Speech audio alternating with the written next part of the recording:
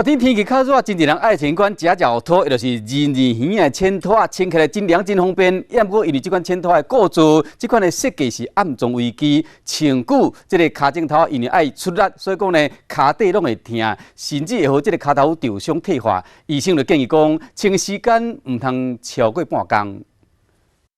热天时啊，穿铅拖方便搁凉，也毋过爱细致，因为这款鞋的构造行路时，脚趾头会伤出力，时间一个久，可能会受伤。没有什么弧度，它就是完全是平的。那再来，我们要长时间走路的话，它变成脚都要夹紧，那这个脚趾都会成一个屈曲的状况。哦，屈曲的状况。那时间久的话，足底有很多小肌肉，就产生一个疲劳的心情。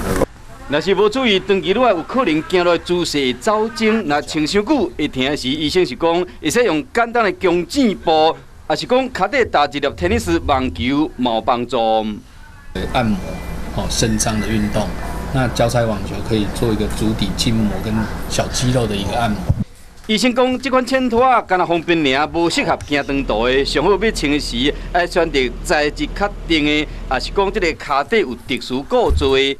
安尼较袂伤害到脚，互即个脚头有受伤退化。